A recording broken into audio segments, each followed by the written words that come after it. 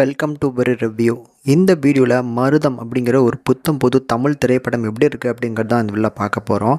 இந்த படத்தில் நம்ம வித்தாத் தான் லீட் கேரக்டரில் நடிச்சிருக்கிறாரு. இந்த படத்தோட கதையை பொறுத்தளவுக்கு படத்தில் நம்ம வித்தாத் வந்து ஒரு சின்ன விவசாய குடும்பமாக மனைவி பையன் அப்படின்னு சொல்லி ஒரு சின்ன குடும்பமாக சந்தோஷமான ஒரு வாழ்க்கையை வாழ்ந்துட்டுருக்காங்க.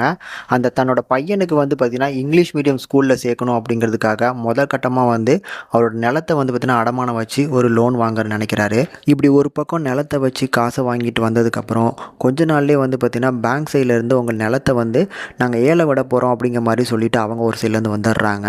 ஏன் அப்படின்னு கேட்கும்போது அவங்க சொல்லக்கூடிய தரப்பு வந்து பார்த்திங்கன்னா இவங்க அப்பா வந்து இதுக்கு முன்னால் இந்த நிலத்தை வச்சு லோன் வாங்கியிருக்காங்க. அந்த லோனை கட்டாமல் இருந்ததுனால இப்போ இந்த நிலம் வந்து பார்த்திங்கன்னா பேங்க்குக்கு சொந்தம், அதனால் இதை ஏலம் விட போகிறோம் அப்படிங்கிற மாதிரி அவங்க சொல்ல, ஒரு பக்கம் இவரும் அப்பா இந்த மாதிரி லோன் வாங்கியிருப்பாரா இல்லையா அப்படிங்கிற மாதிரி விசாரிக்கும் போது அப்படி ஒரு லோனை வாங்கின மாதிரி இவங்களுக்கும் தெரிய வரல.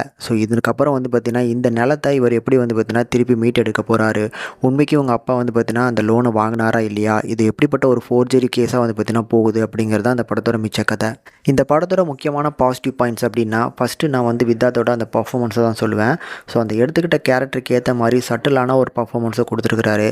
சில இடங்களில் எமோஷ்னலாக, சில இடங்களில் ஃபேமிலிக்காகவும் தன்னோட நிலத்துக்காகவும் வந்து பார்த்திங்கன்னா போராடக்கூடிய போர்ஷன்ஸில் சூப்பராக பண்ணியிருந்தார்.